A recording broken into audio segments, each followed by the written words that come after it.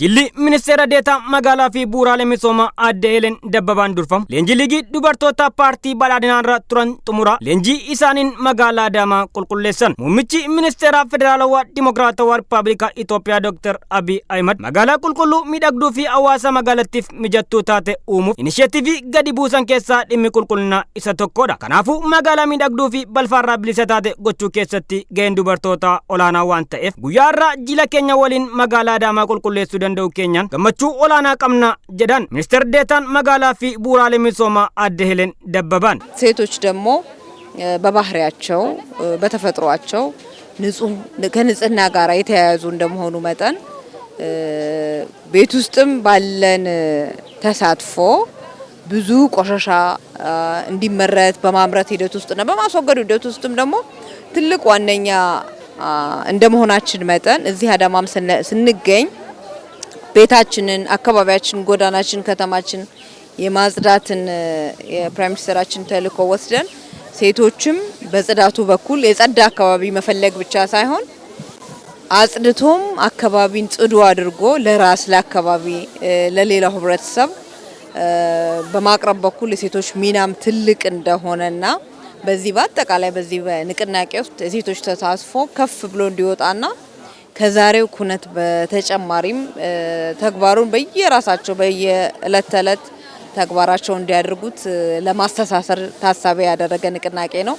Ittiantun kantiba bulchiinsa magaalaa Adaamaa Aadde Hinseenee Muhammad gama isaaniitiin jilli kun bifa kanaan magaalaa Adaamaa yoo qulqulleessannuuf ergaa guddaa qaba waan ta'eef magaalaa jiruu fi jireenya ilma namaatiif mijattuu taasisuu keessatti jiraatan magaalaa keenya yoo xiqqate mana jireenyaa isaa irra raadiyeesii meetira 20 irraa kaasee naannoo isaa qulqulleessu raadiyeesii meetira 50 irraa kaasee immoo dhaabbileen dhuunfaa naannoo isaanii qulqulleessuu akka qaban seera ta'ee ba'ee jira jedhan. Guyyaa har'aatis magaalaan Adaamaadha magaalota biraatiif bu'uuraalee misoomaa diriirsuu dabalatee magariisummaa fi miidhagina irrattis hojii babal'aadha hojjechaa kan turre.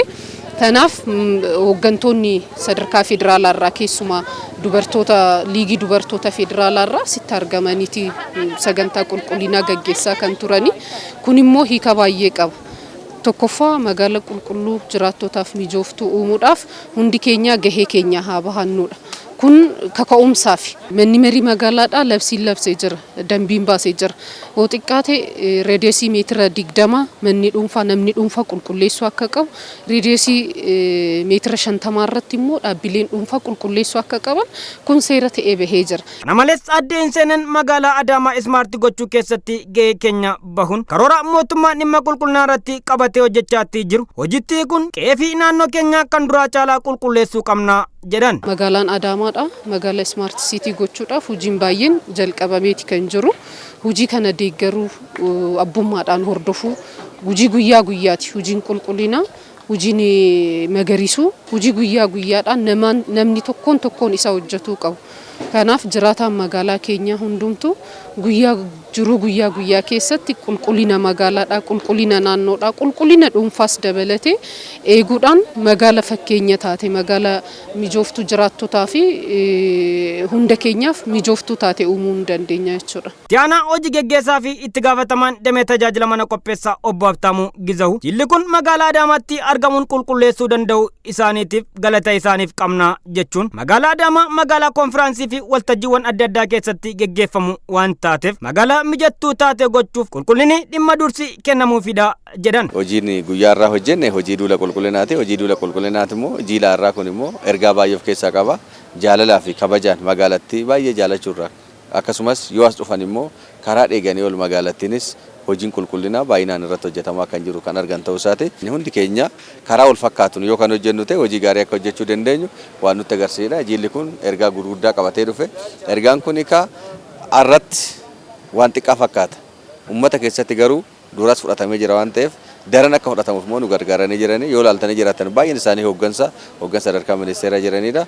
Har'a immoo asitti dhufanii koree qindeessituu magaalaatii fi akkasumas hooggantoota adda addaa waliin kan qulqulleessaa jiran ta'uusaa kan agarreedha. Kanaafuu waan gaariidha. Yaa ulfaatan galatooma jechuu barbaada. Jiraataan magaalaa Adaamaa magaalaa Balfaarraa bilisa taate gochuuf dhimma qulqullina irratti hojjechuu qabna kan jiran obbo Abtaamuun wayitiin kun wayitii gannaa waan ta'eef balfaa manaa gatamuu qabu bo'oo bishaanitti gatuu irraa qusachuus akka qaban dhaaman. Ganna kana wal qabatee hawaasni keenya waan hubachuu qabu keessa mana keessa fuudhee bo'oo keessatti yaa darbuu san hubata malee bakka tokkotti waan xiqqaadhaan jecha bishaan karaa gadhiisee deema. Fakkeenyaaf waan xiqqaadhaan yoo bakka tokkotti darbite bo'oon tokko duude bishaan sun karaa deemuu san yoo dhabe karaa uummatatti garagala. Uummatatti garagala jechuun immoo abbicha galchisan miidhumaatus karaa biraatiin uummata of miidhaa jira waan ta'eef ofirraa gatuu san kan laaluu qabu hawaasa biraa akka miidhuu danda'u hubachuu danda'u qabaachaa. Abbaan asitti gate isaa olittis namni biraa yoo gatate hawaasni keenya miidhamuu danda'a waan ta'eef hawaasni keenya maal gochuu danda'u qaba. Bo'oo lolaa qulqullaa'ee jira kanaaf qulqulleessaa kan jiru immoo tikfachuu danda'u qabaan jiru. Magaalaa miidhagduu fi balfaarraa bilisa taate keessa jiraachuus ta'e keessattis hojjechuun nama gammachiisa waan ta'eef namni kamuu magaalaa ofii qulqulleessuu qaba jechuun hirmaattonni jila kanaa tokko ABS'tti dubbatan. ለከተማም ውበት ነው ጽዳትና በዚህ ላይ ሁሉም የህብረተሰብ ክፍል ተሳትፎ ማድረግ አለበት። እኛም እንደ ከተማ ልማት በተለያዩ ከተሞች እየተገኘን በዚህ ፕሮግራም ላይ ተሳታፊ ምን ሆን ይሆናል።